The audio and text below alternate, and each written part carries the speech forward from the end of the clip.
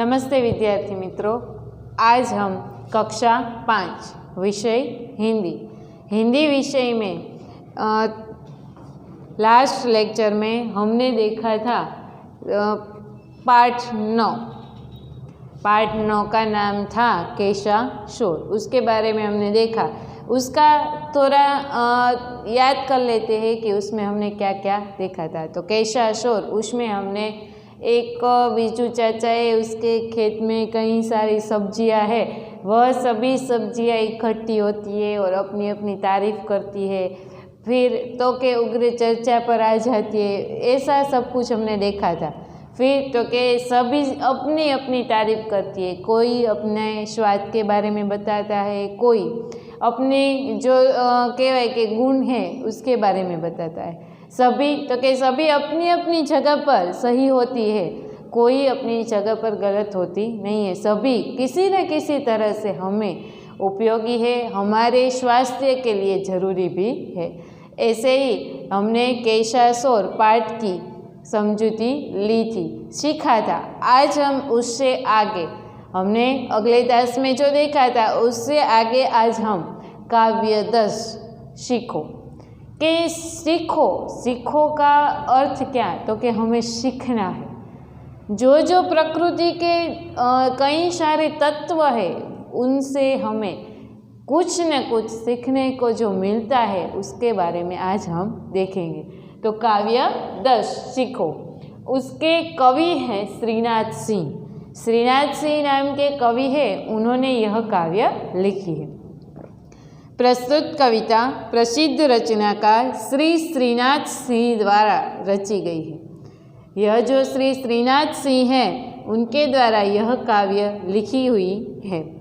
जीवन में प्रकृति का बहुत ही महत्व है। हमारे जीवन में देखें तो हमारा जीवन है, उसमें प्रकृति यानी पेड़ देखे, गुलाब देखे, उसके अलावा भी हमारे आसपास जो जीव जंतु है, जो पहाड़ है, नदी है, ऐसे कई सारे प्रकृति के तत्व है, सभी का बहुत ही महत्व है। इस कविता में कवि ने प्रकृति में मौजूद विभिन्न चीज़ों, फूल, भौरे, सूरज, पेड़, पृथ्वी इत्यादि से कुछ न कुछ सीख लेने की प्रेरणा दी है। कि यहाँ पर जो कवि है वह क्या कहते हैं, तो कि प्रकृति में मौजूद विभिन्न, तो हमारे जो कुदरती तत्व है, प्रकृति के जो तत्व है, उसमें कई सारी अलग विभिन्न प्रकार की चीज़ें हैं, जैसे कि फूल है, भौरा यानी भमरो, सूरज, पेड़ यानी वृक्ष, पृथ्वी वगैरह जेवा घણા બધા પ્રકૃતિના તત્વો છે, એની અંદરથી આપણને કંઈક ને કંઈક શીખવા મળે છે। એના વિશે આજે આપણે જોવાનું છે। यह एक काव्य है, इसलिए पहले हम इसका गान करेंगे।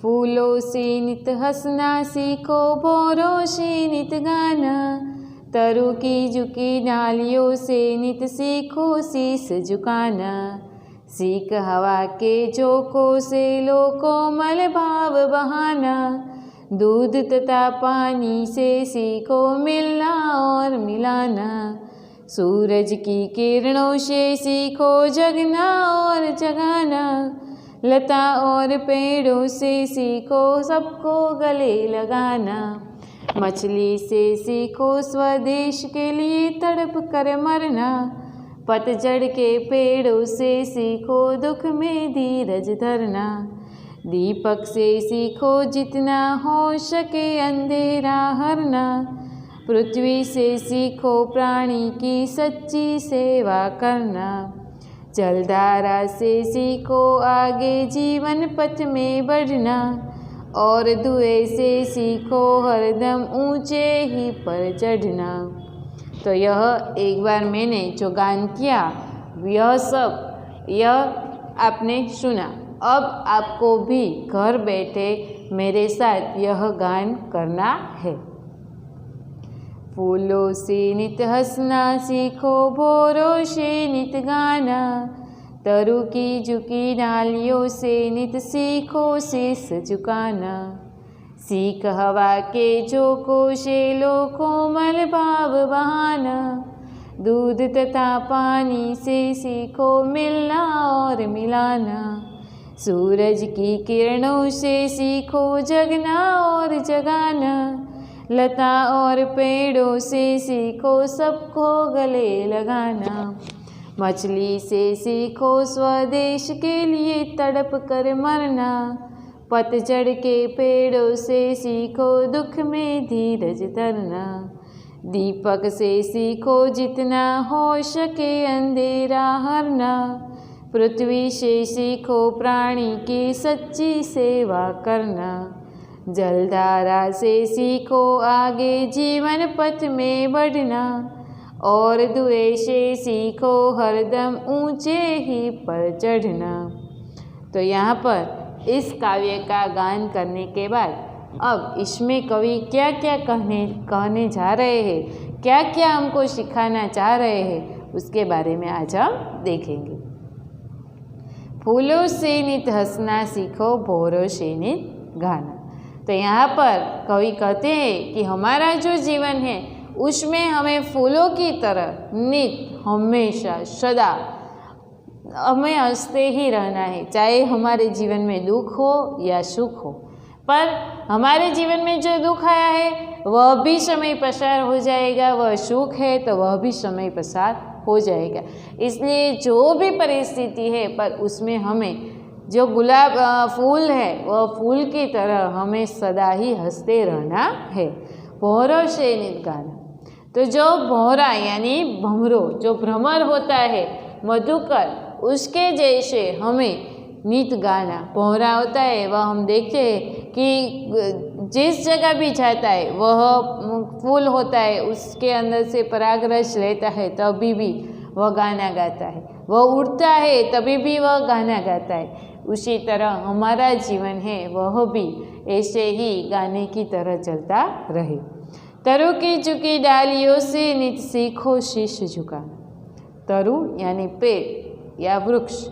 तो जो पेड़ हैं उनकी जो झुकी डालियाँ है उनसे क्या तो के शीश झुकाना सीखो। यहाँ पर कवि क्या कहने जा रहे हैं कि जो पेड़ होता है यानी आपने एक नमूना ले तो उसमें एक पेड़ है यानी सेब का पेड़ है, तो सेब के पेड़ पर सेब आएंगे, सेब यानी सफरजन, सेब आएंगे तो उन जो पेड़ है उसको गर्व होना चाहिए, तो वह ऐसे टट्टार होके ऊंचा नहीं हो जाता, वह तो उसके ऊपर फल आते ही सेब आते ही उनकी जो डालियाँ होती है वह क्या तो नीचे हो जाती है।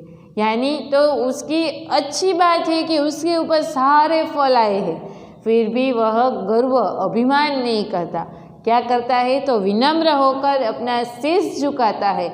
इसीलिए तो कि वह जो सेब होता है हम तोड़ सकते हैं, जैसे कि आम, तो आम भी उसका जो पेड़ होता है उसके ऊपर से वह झुकता है, इसीलिए हम ले सकते हैं। तो ऐसे ही कवि कहते हैं कि हमारे जीवन में चाहे हम अमीर हो गरीब हो, हमारे यहाँ बंगला हो गाड़ी हो या कुछ भी हो या हम ऊंचे पद पर हो, फिर भी हमारा जो विनम्र भाव है, जो हमारे कहवाय के संस्कार है वो हमें नहीं भूलने चाहिए। यानी यहाँ कहते हैं कि तरु की झुकी डाली झुकती है तो वह क्या हमें सिखाती है तो हमें विनम्र भाव होना है, तो हमें शीश झुकाना है। यहाँ पर हमें दिया गया है शीश झुकाना यानी विनम्र होना। तो हमें यहाँ कैसे तो कि विनम्र भाव से सभी के साथ बर्ताव करना है। सीख हवा के झोंकों से लो कोमल भाव बहाना। सीख हवा के झोंकों से लो कोमल भाव बहाना। तो जो हवा आती है तो ऐसे ही कोमल भाव से सरल तरीके से पसार हो जाती है। तो यहाँ पर कहते हैं कि हमारा जीवन भी ऐसा ही मधुर हो, कोमल भाव जैसा दिन आए और गुजर जाए पर हमारे चेहरे पर कोई भी ऐसी लकीर ना हो, हमारा जीवन खुशी से बीते। दूध तथा पानी से सीखो मिलना और मिलाना। दूध और पानी जो है उनसे हमें क्या सीखना है तो एक दूसरे को मिलना और मिलाना, दोनों ही एक दूसरे से हम मिला देते हैं तो उसको हम अलग कर सकते नहीं है। ऐसे ही कहते हैं कि हमें भी हमारा जीवन ऐसा बनाना है कि हम दूध और पानी की तरह ऐसे ही मिल जाना है, घुल मिल जाना है कि हम दो अलग व्यक्ति है ऐसी कोई कल्पना भी ना कर सके। अभी तो हम देखते हैं कि दो भाई होते हैं ना, सगे भाई, तो भी आपस में लड़ाई होती, दोनों ही अलग अलग घर में रहते या माता पिता से अलग रहते, पर यहाँ पर कहते हैं कि दूध और पानी के जैसे सबको मिलाओ और सभी मिलजुल कर रहो। सूरज की किरणों से सीखो जगना और जगाना। सूरज की किरणों, तो हम देखते हैं कि सूरज, कभी हमने देखा कि 9 बजे सूरज चढ़ता है? नहीं, सूरज का जो समय होता है वो नित्य समय से जग जाता है और सभी जगत को जगाता है। तो यहाँ पर कहते हैं कि सूरज की किरणों से सीखो जगना और जगाना। यहाँ पर हम देखते हैं कि कई सारे छात्र है, विद्यार्थी है कि मोबाइल में वीडियो दिया जाता है, देखना है तो देखते हैं, नहीं देखते। तो यहाँ पर कहते हैं सूरज के आधार पर यहाँ कहते हैं कि सूरज जगता भी है और जगाता भी है। ऐसे भी हमें भी यहाँ से जो वीडियो दिया गया है वो हमें तो सीखना है, पर हमारे जो मित्र है, जो हमारे छात्र हैं, उनको भी कहना है कि मैंने तो यह वीडियो देखा था और मैंने कई सारी चीज़ें उनमें सीखी, तो तुम भी यह वीडियो देखो और उनसे तुम भी अपना अभ्यास चालू रखो। ऐसे हमारे जो यहाँ पर परिस्थिति है उसके कारण हम वीडियो द्वारा आपको पढ़ाते हैं, तो आपको भी घर बैठे यह पढ़ाई करनी चाहिए और दूसरों को, हमारे जो छात्र मित्र हैं उनको भी करानी चाहिए। सूरज की तरह हमें जागना है और दूसरों को भी जगाना है। लता और पेड़ों से सीखो सबको गले लगाना। लता और पेड़ों, लता यानी वेल, जो कहते हैं कि कोई पेड़ होता है उसके ऊपर ऐसे लग कर चढ़ती है, वैसी वेल रहती है। वेल और पेड़ों से सीखो सबको गले लगाना। पेड़ होता है तो वह भी, और लता तो वेल है वह क्या, तो पेड़ को ऐसे गोल गोल घूमकर ऊपर चढ़ती है। तो ऐसे ही यहाँ पर कवि कहते हैं लता और पेड़ जो दोनों एक दूसरे के साथ रहते हैं, ऐसे ही हमें सभी को गले लगाना चाहिए। अमीर हो, गरीब हो, छोटा हो, बड़ा हो, नात जात कुछ भी नहीं देखना है, हमें सभी को एक समान रखना है। और क्या करना है, तो हमें लता और पेड़ों से सभी को गले लगाना सीखना है। मछली से सीखो स्वदेश के लिए तड़प कर मरना। मछली तो हम देखते हैं कि मछली को पानी में से बाहर निकालो तभी वह मर जाती है, तो वह अपने देश है, अपने जो कहते हैं कि जो समुद्र है, सागर है, वह नदी है, उसी में ही वह रहती है। वह अपने देश के लिए अपनी जान भी दे देती है। पतझड़ के पेड़ों से सीखो दुख में धीरज धरना। हम देखते हैं कि अभी कई सारे पेड़ ऐसे होते हैं कि उनके ऊपर से जो पत्ते होते हैं वह गिर जाते हैं, यानी वह तो खाली हो जाता है, उसके ऊपर कोई भी पत्ता रहता नहीं, फिर भी वह खड़ा रहता है, कभी गिर जाता नहीं है। तो ऐसे ही कहता है कि पतझड़ के पेड़ों से सीखो दुख में धीरज धरना। तो यहाँ पर कहते हैं कि पतझड़, उसके ऊपर एक भी पत्ता नहीं रहता, फिर भी वह खड़ा रहता है कि एक न एक दिन फिर से मेरे पर पत्ते तो आएंगे। ऐसे ही कहते हैं कि हमारे जीवन में चाहे कई मुश्किलें आए, कई दुख आए, फिर भी हमें खड़े रहना है, उसके सामने लड़ना है, मेहनत करनी है और आगे बढ़ना है। दीपक से सीखो जितना हो सके अंधेरा हरना। दीपक होता है तो हम देखते हैं कि कोई भी हमारा एक रूम होता है, लाइट यानी कि बत्ती चली जाती है, तब हम क्या करते हैं, तो एक छोटा सा दिया जला देते हैं। तो एक छोटा सा दिया है वह पूरा जो हमारा रूम होता है, कक्ष होता है, उसका अंधेरा हर लेता है। इसीलिए कहते हैं कि दीपक से सीखो जितना हो सके अंधेरा हरना। दीपक एक छोटा सा है पर सारे कक्ष में उजाला कर देता है, वैसे ही कोई व्यक्ति दुखी है तो उसके पास जाकर उसको दो सारे बोल देते हैं या उसको थोड़ा आश्वासन दे देते हैं, फिर भी यह काम कैसा होगा, तो दीपक की तरह ही हमारा यह काम होगा। पृथ्वी से सीखो प्राणी की सच्ची सेवा करना। पृथ्वी यानी हमारी जो धरती वसुंधरा है, उससे क्या करने को कहते हैं कि प्राणी की सच्ची सेवा करना। मनुष्य है तो मनुष्य भी एक प्राणी के अंदर ही आता है, मनुष्य एक सामाजिक प्राणी है। ऐसे ही पृथ्वी को देखो तो पृथ्वी हमारे यहाँ जो भी है वह भार सहन करती है, फिर तो क्या हमारे लिए अनाज उगाती है, पानी का संग्रह करती है। ऐसे तो कई सारे उसके हमारे पर एहसान है कि पृथ्वी के आधार पर ही आज हमारा जीवन शक्य है। पृथ्वी नहीं रहेंगी तो हम भी रहेंगे नहीं। इसीलिए कहते हैं कि पृथ्वी से सीखो प्राणी की सच्ची सेवा करना, कि पृथ्वी है वह हर एक प्राणी की सच्ची सेवा करती है। जलधारा से सीखो आगे जीवन पथ में बढ़ना। जलधारा यानी नदी होती है, वह बही जाती है, तो इससे क्या करना है, तो जीवन पथ में आगे बढ़ना। उसका पानी जो होता है वह जितनी बहती है वह पानी चला ही जाता है, तो भी वह कहीं भी रुकती नहीं है, आगे ही आगे बढ़ती जाती है। इसीलिए यहाँ पर कवि कहते हैं कि हमें भी जलधारा की तरह जो पानी की धारा है वह बहती जाती है, वैसे ही हमारे जीवन में हमें आगे ही आगे बढ़ते जाना है। और धुएं से सीखो हरदम ऊंचे ही पर चढ़ना। जो धुआं होता है उससे क्या सीखने को कहते हैं कि हमें ऊंचे ही ऊंचे चढ़ते जाना है। यानी तो क्या हमारा जो बोलते कि हम एक उदाहरण ले तो हम अगरबत्ती जलाते हैं तो उसका जो धुआं होता है वह कभी नीचे नहीं आएगा, ऊंचे ही ऊंचे चला जाता है। तो यहाँ पर कहते हैं कि जो धुआं होता है उससे हमें क्या, तो ऊंचे ही पर चढ़ना है।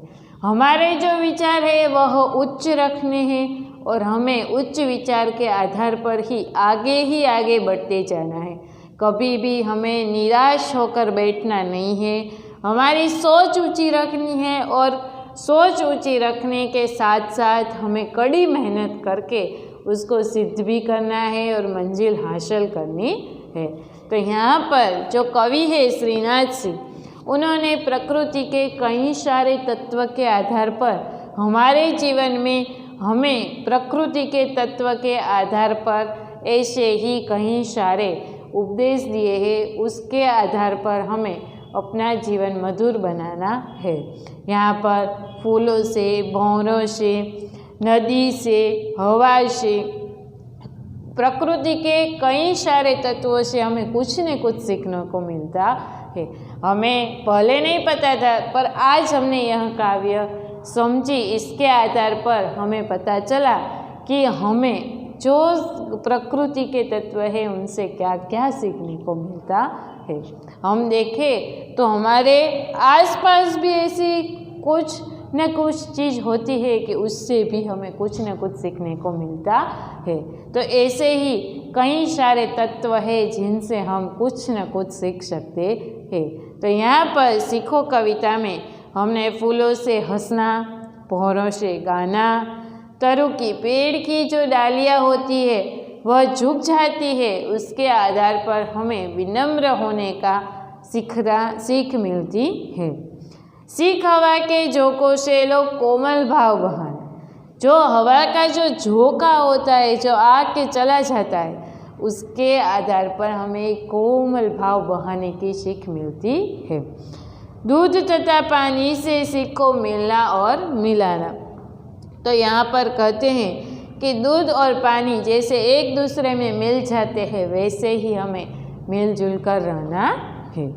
सूरज की किरणों से सीखो जगना और जगाना। सूरज की जो किरणें होती है उसके आधार पर हमें जगना भी है और दूसरों को जगाना भी है। लता और पेड़ों से सीखो सबको गले लगाना। जो कोई व्यक्ति है सभी को गले लगाकर प्रेम पूर्ण व्यवहार करके हमें आगे चलना है। मछली से सीखो स्वदेश के लिए तड़प कर मरना। मछली जो होती है उसके हमें अपना जो देश है उसके लिए हमें तड़प कर भी हम मर सकते हैं। पतझड़ के पेड़ों से सीखो दुख में धीरज धरना। पतझड़ आती है तब उसके सभी पत्ते पतझड़ के पेड़ों से सीखो दुख में धीरज धरना। तो जो पतझड़ आती है तब सभी पत्ते उसके झड़ जाते हैं, तभी फिर भी वह खड़ा रहता है, फिर भी वह नासीपास हो जाता नहीं है। वैसे ही हमें भी दुख आए तो भी एक डट कर उसका सामना करना है। दीपक से सीखो जितना हो सके अंधेरा हरना। तो एक छोटा सा दिया है होता है वह पूरे कक्ष की अंधेरा होता है वह हर लेता है, वैसे ही हमें अंधेरा दूर करना है। पृथ्वी से सीखो प्राणी की सच्ची सेवा करना। जो हमारी वसुंधरा पृथ्वी है उससे हमें दरेक प्राणी की सच्ची सेवा करने को कहा गया है। जलधारा से सीखो आगे जीवन पथ में बढ़ना। जो पानी की धारा होती है उससे हमें जीवन पथ में हमारा जो जीवन है उसमें आगे ही आगे बढ़ते जाना है। और धुएं से सीखो हरदम ऊंचे ही पर चढ़ना। जो धुआं होता है वह ऊंचे ही ऊंचे चढ़ता है, वैसे ही हमें हमारे जीवन में उन्नति करनी है, प्रगति करनी है। तो यहाँ पर हमारी काव्य 10 सीखो यहाँ पर पूर्ण होती है। आपको घर पर बैठे इसका 2, 3, 5 बार गान करना है, इसका मुख पाठ करना है और आपको इस काव्य में जो सिखाया गया है उसके आधार पर आपको समझना है। और आपको कई सारे प्रश्न हो तो उस प्रश्न का आंसर उसमें लिखना है। जो आपकी आइडियल में आपको PDF तो हम देंगे, फिर भी आपको पहले जितना भी इस काव्य की समझूती के आधार पर जो आंसर आए, जो उत्तर आए उसका आपको वहाँ पर लिखना है। तो यहाँ हमारी काव्य 10 सीखो पूर्ण होती